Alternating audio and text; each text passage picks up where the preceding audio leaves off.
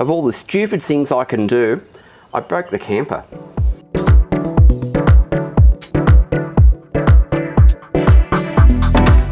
Hey guys, I'm Daryl and welcome to the channel.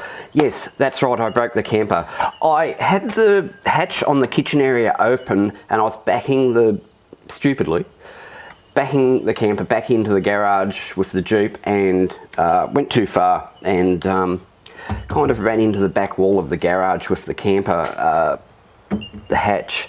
So it broke it. And it's been a little bit of a dilemma, and I've sort of just put the camper in the garage and left it there for a couple of months until I worked out what to do. Just to rehash, the hatch on the camper was made with a Versatile brand. And it's 30 by 40 inches, so it's roughly 1,000 millimeters by 760 millimeters. It's not that great a window compared to the windows in the rest of the camper, the Dometic ones, or there's a couple of brands they're retailed under. It is a really basic window, but it's served its purpose and it's perfect for what I'm after. I've taken the glass out of this, strengthened up the sides, put some gas struts on it and some locks, replaced the glass with the composite panel, and I'll link to the videos up here that show all that. And it's been really, really good until stupidly I ran into the back of the garage with it.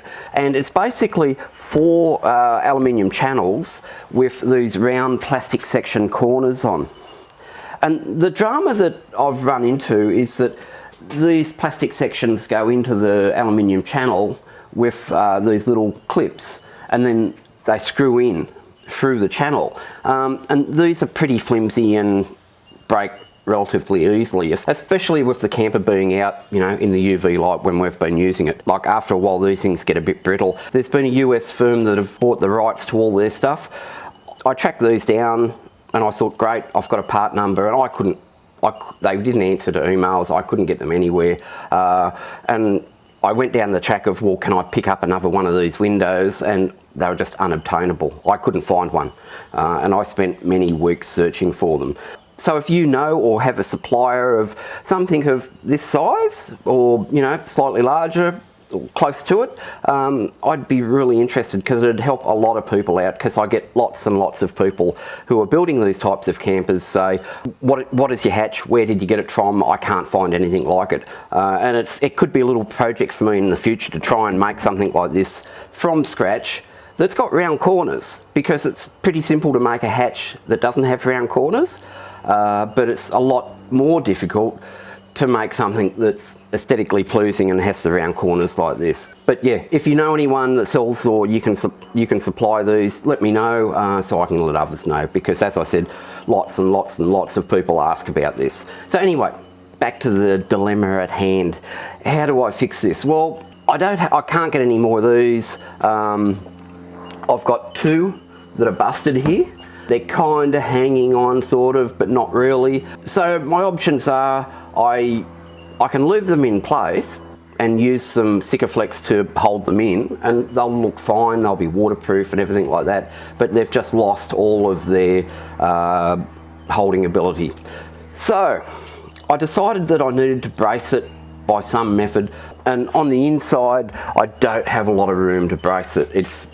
I was really hoping to be able to get say an aluminium sheet all the way along the inside, and I just couldn't get it. After leaving the camper sitting in the garage for a month or 2 and not being able to use it, just figured I really just needed to bite the bullet and make an external plate that went onto the rear hatch and bolted to the top aluminium section on the hatch and the sides, and that would make it more torsionally stiffer than the plastic things ever did. So luckily I've got a whole heap of 4mm aluminium plate left over from the roof rack sides on the camper. I had to buy quite a big sheet to get what I wanted, so it's really come in handy. I made a cardboard template of the corners on the camper and the width and everything like that. Once I was happy with that, I cut out the shape with a combination of my circular saw with the aluminium blade in it and an angle grinder, and then just used a flap wheel to smooth it all down. It did look a bit platey when I held it up to the back hatch. So I then cut out 5 100mm circles out of it. And that was a real pain because I do have a drill press at home, but it's not an industrial size one. And when you're trying to cut out 100mm holes out of 4mm aluminium with a hole saw, it is slow going and interesting. We'll just put it at that. Worked out really well though, really happy with it. And this is what we've ended up with. And I actually think it looks okay. I've tried to match the grey of the composite panel on the sides, but whilst it did on the spray can top, it's not in reality. But I can fix that at a later date. What I've done is I've screwed this into the sides here, and torsionally it's solid as a rock. We've still got a really light hatch, but it's not going anywhere now. So it's a lot better than what it was. You know, out of a bit of adversity, it's worked out okay.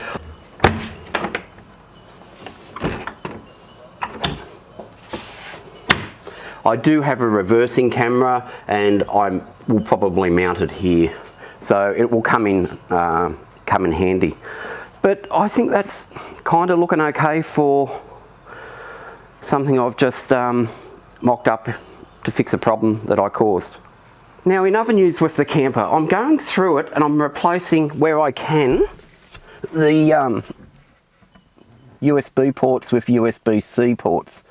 The only problem is the only ones I can get to fit this section have a digital display, which I'm not happy about. And in other news, my trusty old, and it must be, 14, 15-year-old Waeco 40-litre fridge has gone to God. It's still working. The thermostat in it's gone, the thermistor or whatever they call it. It can be replaced. I've got to pull all the casings off it. You've got to channel through the foam to get to it, to pull it out, to put a new one in. There's some hacks online where guys are going into the actual fridge section internally, drilling a hole and putting it through that way. I'm still of two minds what to do with this, to be honest. At the moment, the new 30-litre Angel fridge I bought for the camper is in the Jeep because I just use that all the time. I'm of two minds what to put in the camper. I can't put an upright fridge in it because the box at the front is not high enough because of the window at the front of the camper. I can get, this type of thing again, or another 30-litre Angel, which is one of my choices. The other choice is to put in a front door pull-out fridge. I'm getting mixed reviews on it, leaning towards the Angel if I do that. The only benefit to that is that it fits really well in the box and allows me to build some slide outs and stuff in the box. I'm also saving some weight by not having to have a fridge slide that I would with this type of fridge. Put down in the comments what you think I should do with regards to it. There's some mixed reviews on the drawer fridges, that's all. These sorts of fridges are awesome. They always were awesome. They still are awesome. They live for years.